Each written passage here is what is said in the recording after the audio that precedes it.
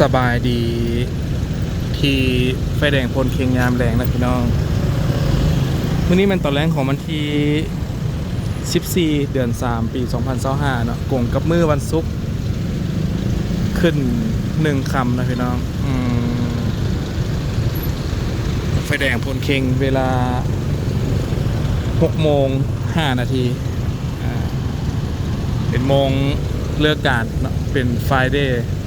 เป็นมื้อสุดท้ายของการเฮ็ดเวียกประจำอาทิตย์เนาะส่วนใหญ่ได้พี่น้องเด้อเนาะ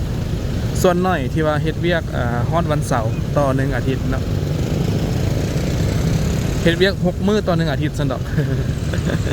จะมีบางโครงการสำหรับเป็นเอกชนเนาะที่เฮ็ดเวียก6มื้อเนาะหรือว่า5มื้อครึ่งซี่นะเดี๋ยวคลิปนี้บ่คำจะพาไปเบิ่งอัปเดตสภาพการซ่อมแปลงเส้นทางอยู่ที่เขตสีหอมนะพี่น้องเบิ่งน้ำกันว่าเขตสีหอมนี่เพิ่นดำเนินการเฮาเสร็จแล้วผู้ดีมือเช้านี้บ่ค้ำกายมาแต่บ่ได้ถ่ายดอกเพิ่นนั้นอยู่ขยายขอบเขตกว้างขึ้นเนาะจากเดิมนี้มีแต่เส้นใกล้ๆหั่นนะเส้นตลาดข้างหน้าหั่นแต่ปัจจุบันนี้ยกเส้นเลยพี่น้อง ยกเส้นเลยเนาะถือว่ายาวเหยียดเลยแหละเดี๋ยวพาไปเบิ่งน้ำกันว่าบรรยากาศจะเป็นจังไดเนาะบอกคำพาไปที่ตามรับชมนี่เป็นสายทางพลเค็งเนาะเวลา6 โมงแรงมือเลิกการถือว่ารถติดพอประมาณหนึ่งนะพี่น้องสิว่าหลายกับบ่หลายสิว่าน้อยกับบ่น้อยคันว่ามาช่วงประมาณ4 โมงครึ่ง5 โมงเนาะรถนี่แม่นยาวเหยียดเลยเส้นขาลงเนาะเส้นขาลงมาทั้งวัดได้เนาะบอกคำที่ว่ายาวเหยียดเลยบางเทือกก็ยาวฮอดวงเวียนโตหอพิพิธภัณฑ์ปกสว่าเลยเนาะไปสูตรบอกคำคือเก่าเนาะช่วงนี้พากินหลายแล้วเนาะพายางเลาะดูเอ็กซ์ไซส์จากน้อยหนึ่งติดตามไปน้ำกัน นำประป่าพลเค็งเนาะมาร้อยเถื่อทายร้อยเถื่อเพื่อให้ได้ทับชมอัปเดตมือต่อมือในเวียงจันทร์นะพี่น้องซัมซาออกเดินทางไปสู่ความเพิ่งว่างอันไกลโพ้น อีกพูดเดียวนะชิขึ้นออกเดินทางสำรวจภาคเหนือนะพี่น้องช่วงนี้กำลังเกี่ยมความพร้อมอยู่นี่มันเดินท่าหลวงเลยพี่น้องเด้อเนาะตอนแรงเนี่ยคนเกิดมายางเต็มอยู่นี่เนาะมาดูเอ็กซ์ไซส์มาจ็อกกิ้งเนาะมาเล่นกีฬาตีดอกตีอย่างเป็นร้านอเนกประสงค์ในเวียงจันทร์เนาะใหญ่สุดแล้วแหละในเวียงจันทร์ร้านวางเปาเนี่ยถ้าเป็นทางไทยเพิ่นจะห้องว่าสนามหลวงเนาะถ้าเป็นตามประเทศเพิ่นช่องว่าจตุรัสบ่เนาะประมาณนี้แหละเป็นสแควร์สินะเนาะเป็นร้านอเนกประสงค์ วันจันทร์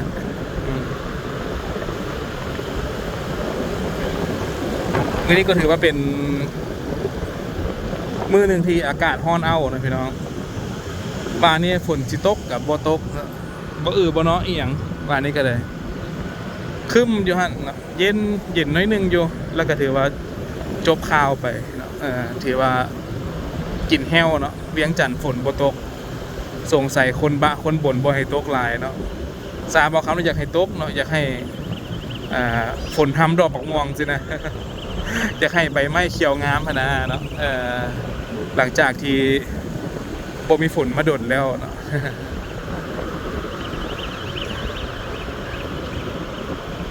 เสียงวิวเมื่อกี้กับแมน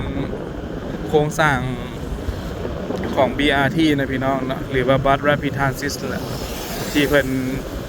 มาร์กจุดไว้เนาะห่างกันประมาณ1 กิโลเมตร2 กิโลเมตรก็แล้วแต่จุดใดที่เพิ่นจะวางไว้เนาะอันนี้คาราโอเกะเกาหลีเก้านี่แต่ว่าเพิ่นสิสร้างอย่างบ่อาคารสำนักงานใหญ่เวียงจันทร์ประกันภัยว่าซั่นเด้อ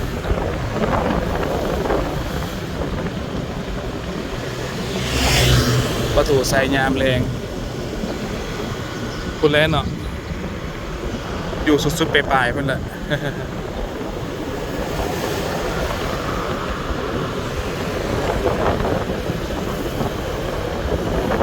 เสียงลมอาจจะแห้งในจักหน่อยเด้อพี่น้องเด้อเนาะแต่ก็พยายามเบ้าใกล้ๆอยู่เนาะพยายามเบ้าใกล้ๆอยู่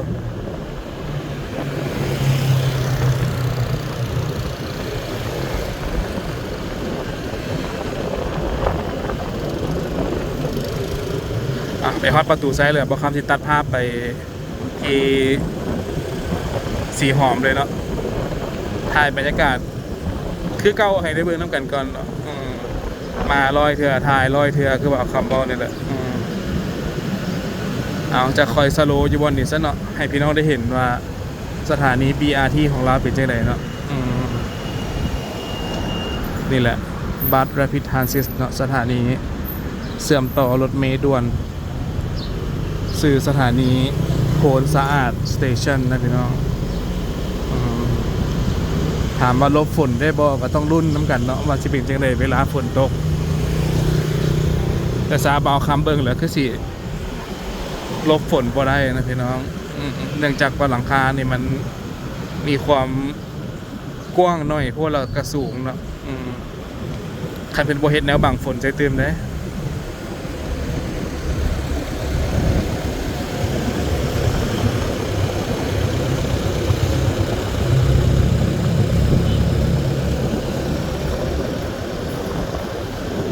มื้อนี้ประตูไซเพิ่นเปิดน้ำพุแต่เศร้าเนาะบ่เข้าใจว่ามื้อนี้เป็นวันนี้อ่ะน่าจะมีแขกต่างประเทศมาบ่นั่นหรือว่าจังได๋เปิดน้ำพุแต่เศร้าเลยมีธนาคารคำนะพี่น้องเด้อนี่ธนาคารบูย่องธนาคารโกเลียนะพี่น้องฟอร์มโกเลียจากเกาหลีมาตันซะเนาะ ถ่ายมาฝากผมให้พี่น้องอองป่ายสุขคนเนาะอยู่ทางในประเทศและต่างประเทศอยู่ทางอเมริกาทางแคนาดาทางฝรั่งออสเตรเลียอยู่ใส่กันแล้วแต่นะที่ติดตามซ่องบ่าวคำอยู่ขอบใจที่ติดตามรับชมและให้กำลังใจกันเสมอมานะพี่น้องจะไปอ่านป้ายก็เป็นเขียนว่างานอย่างพวกนี้บ่าวคำกับบ่ฮู้นี่ว่าเป็นเขียนว่างานจังไดเนาะบ่เห็นเพิ่นติดป้ายประกาศเนาะแต่ว่ามีป้ายแดงอยู่นี่น่าจะเป็นงานของรัฐบาลบ่เนาะ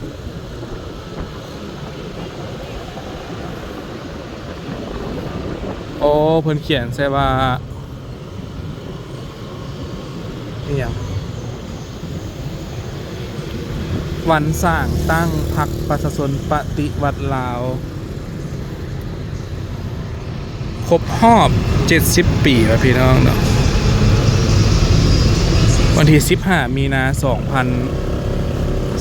2025เนาะครบรอบ70 ปีโอ้มื้อนี้วันสร้างตั้งพรรคเพิ่นว่าเนาะครบรอบ70 ปีแล้ว70 ปีก็หมายความว่าเพิ่นสร้างในปี1945บ่เนาะสมัย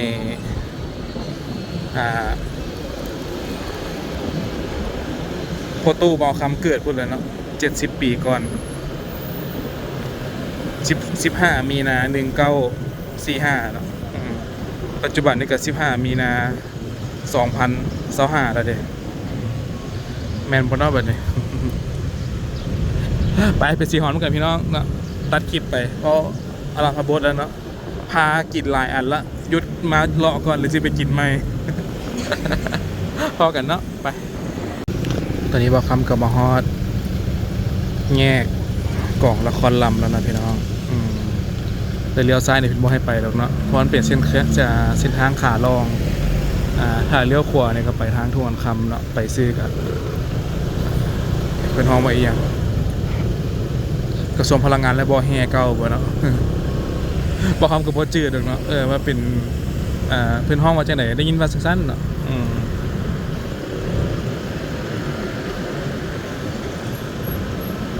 กำขวามือนี่บางคนห้องว่าห้องการบ้านเก่าเนาะหรือว่าห้องการปกครองเก่าบ่คำกับบ่ฮู้แม่นหยังเนาะไม่หยังแท้ลุงป้าผู้ใดฮู้จักก็บอกบ่คำได้เด้อเนาะอยู่เขตทางหน้าค่ายกาฟ้าเนี่ยเนาะ นี่แหละเขตสีหอมนะเดี๋ยวบ่คำไปสอบจอดรถแล้วก็พายางเลาะเบิ่งเนาะว่าเพิ่นอ่าคอนสตรักชั่นตัวใดเนาะปลุกสร้างปัวแปลงตัวใดไปเบิ่งน้ำกันนี่ก็ห้านเฟือขั้วนะพี่น้องห้านเฟือขั้วแต่บอกคำมักไปกินห้านทางเทิงห้านเนาะกับซ้ายมือเนี่ยข้างห้านเพิ่นห้องมาอย่างดีมากเนาะอันนั้นโอเคเลยห้านตัวนี้ครับห้านตัวนี้ตัวไปเป๊ปซี่นี่เดี๋ยวมื้อหน้าบอกคำพาลอยมาเบิ่งแต่ว่ามื้อนี้มาสำรวจเส้นทางสายทางก่อน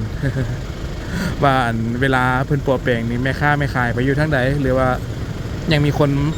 มาหม่นยางบ่เนาะติดตามไปนํกันเลี้ยวขวาก็ไปทางโรงแรมคลาวพลาซ่าเนาะไปทางสนามบินวัดไต่นะพี่น้องไปซื้อก็เข้าวัดอินแปลงเลี้ยวซ้ายก็เป็นเส้นขาขึ้นมาแต่พุ่นแหละเนาะถนนลานสร้างพุ่นแหละรถคันนั้นก็ว่าเลี้ยวซ้ายได้ยังเป็นบุลึงทางพี่น้องรถจักรเมื่อกี้นี้เดี๋ยวเขาก็ได้หัวแล้วเนาะ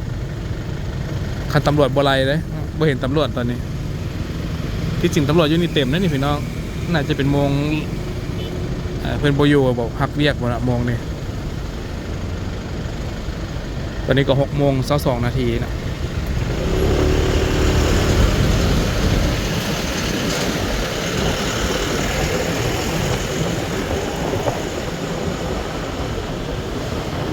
แต่ห้านเฟือบอกคำว่านะห้านอาหารลาวเจริญเจ้าเก่าโบแมนนะพี่น้องห้านสีหอมพัดไทยเนาะห้านบอกคำกินนะลาวเจริญโบแมนอ่านซื้อผิดตัวนี้ก็หอมห้านมีวันทันเนาะแต่ว่าปัจจุบันนี้ก็บ่เห็นละทางเข้าวัดบางรองเลยเนาะจอดใส่เนาะบอกคำเลยแบบนี้ซอกบอลจอดกันเด้อเดี๋ยวพายางเข้าไปทางด้านในหน่อยพี่น้องย่างไปเบิ่งว่าเป็นปลุกสร้างจังได๋มีอีหยังแน่เนาะติดตามไปนำกันไปสอบจอดรถเบิ่งกันคือสิแม่นได้ขี่ไปจอดทางในพี่น้องเอ้ยบ่มีบ่อนฝากรถเนาะบัดนี้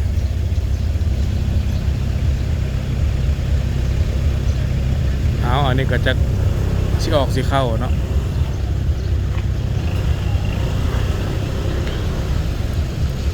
เด็กทางเข้าทางด้านใน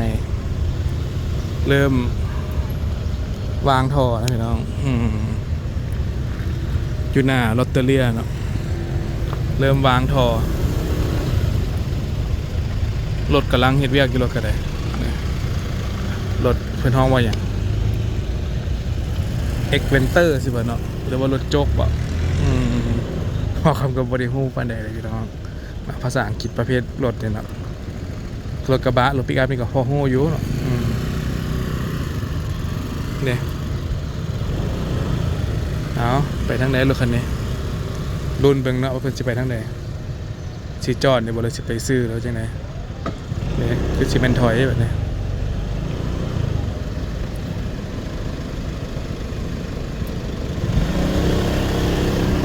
มันไปบ่ได้เลยพี่น้องเนาะไปซื้อจังได๋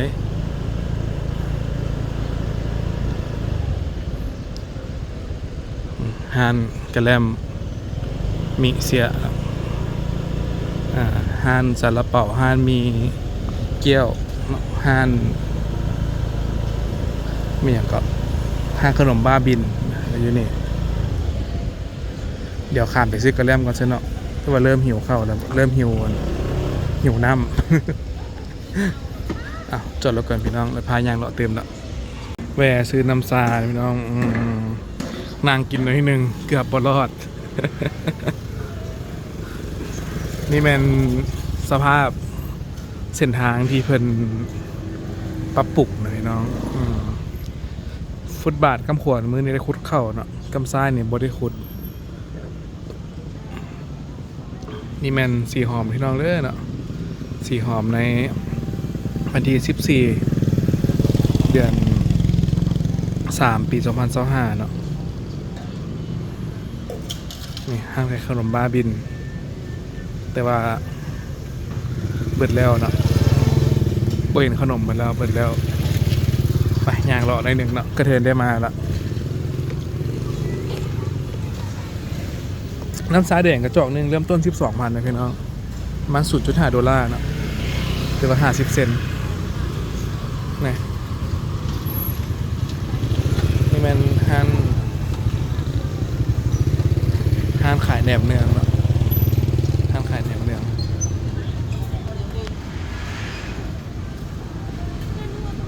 โจห้องหนังบัวสวรรค์เก่าแล้วพี่น้องเนาะบัวสวรรค์จุดนี้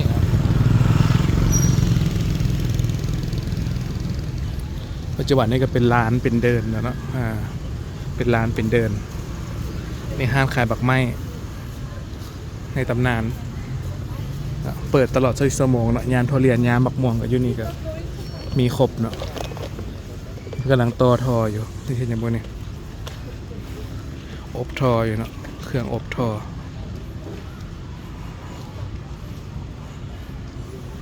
มันประสานกันพี่น้องนี่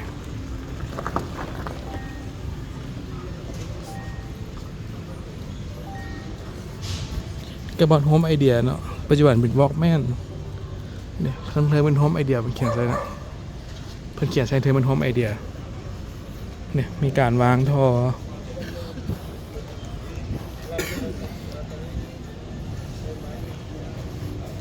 คันระบบทอโอเคก็ถือว่าปัญหาน้ำหงน้ำยังกับสิบมีนะพี่น้องอนาคตเนาะผังเมืองโอเคไปนั่นซะเนี่ยมีการขุดเข้าไปเลือกเติบเนาะขุดเข้าไปจากเส้นทางเก่าไปซื้อกันเป็นกล่องละครลำนะพี่น้องกล่องละครลำบนนี้ก็ห้านขายเครื่อง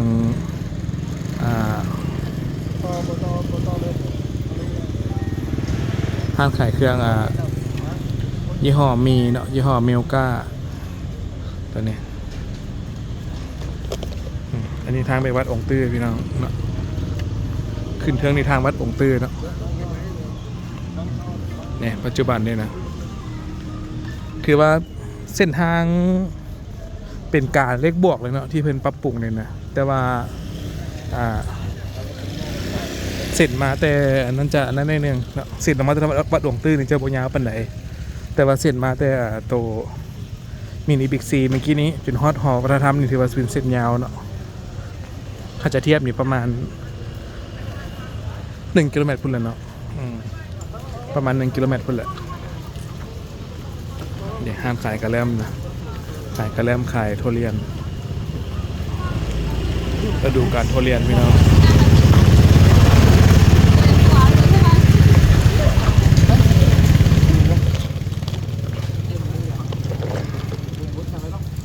ขายทุเรียนขายมักสตรอเบอรี่นะ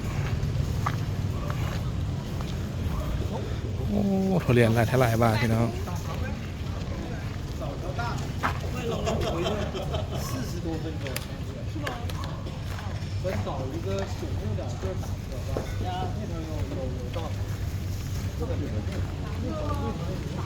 นี่ก็เป็นทุเรียน155,000เนาะต่อ1 กิโลหน่วยบักใหญ่เลยพี่น้อง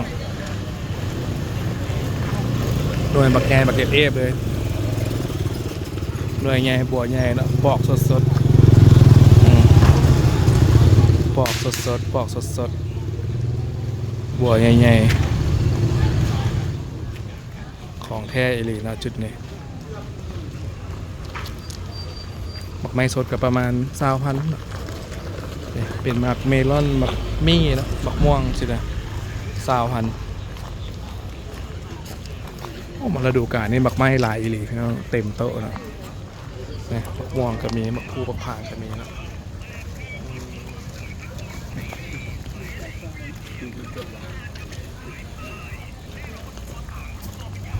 บักภูบักพาง90,000หวานๆเนาะหวานจ้อยๆเป็นว่า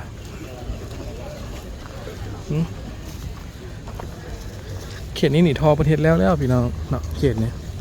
เขตตอนหน้าตลาดกลางคืนเนาะทอประเทศแล้วจุดนี้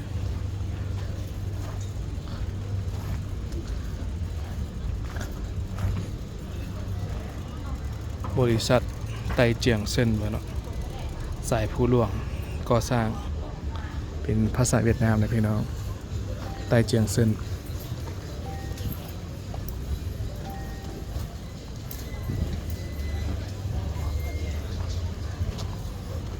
โครงการก่อสร้างมาเบิ่งน้ำกันว่าหลังจากที่เพิ่นสร้างแล้วเนาะช่วงฝนตกนี่สิครับน้ำฝนได้บ่เนาะเพราะว่าเขตนี้นี่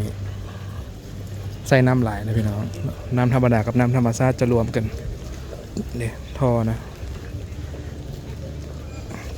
ท่อกับพอประมาณหนึ่งเนาะพอประมาณหนึ่งนี่ก็ตลาดกลางคืนเบิ่งกระเทือนได้มาละยางออกจากครอบหนึ่งซะเนาะยางเอาเฮง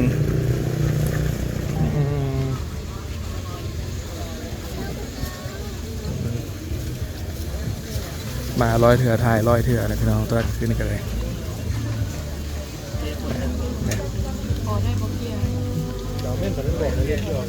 นี่อู้ตายเงินเนี่ยตกใจใช่ขายน้ำหวานพี่น้องเนาะขายลอดซองข้าวปุ้นนี่ก็มีเนาะนี่ก็เจ้าเก่าเนาะหมาล่าไฟลุก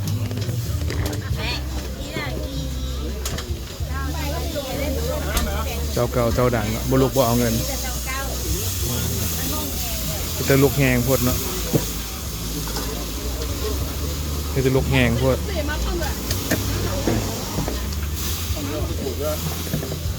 ผู้ใดมักสายฮ้อนๆแล้วมันนี่เลยพี่น้องเนาะครบ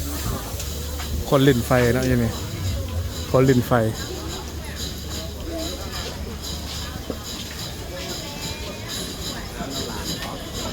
มื่อนี้สาวหอไข่ประมาณคือเก่าเนาะคุยลุงซาเพิ่นมาถ่ายให้เบิ่งแน่เนาะเพิ่นมาอยู่ลาวเป็นเดือนบ่เห็นมันว่า บ่เห็นเนาะเดือน1เดือนปลายมาเบิ่งบ่เห็นนั่นน่ะ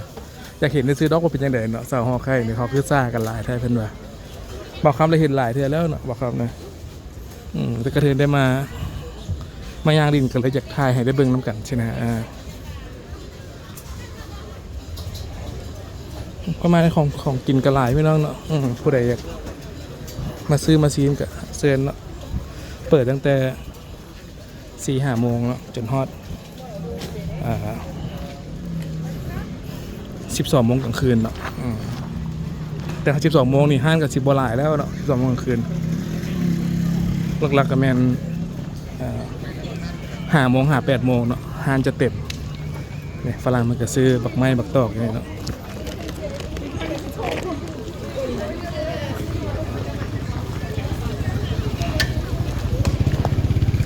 ประมาณนี้พี่น้องท้าเบิ่งการ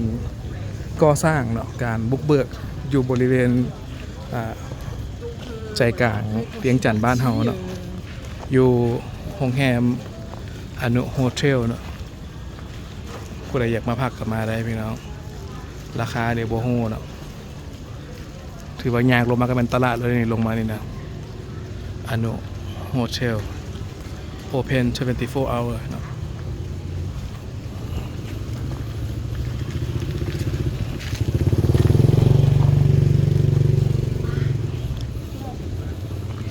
คนกันยังมา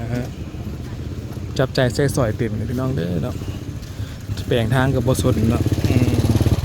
ได้เบิร์ดเนาะใจสู้เนาะเพราะว่าจุดนี้เป็นจุดขายของกินสตรีทฟู้ดลักๆของเวียงจันทน์เฮาเนาะประมาณนี้แหละพามาครับชมเนาะ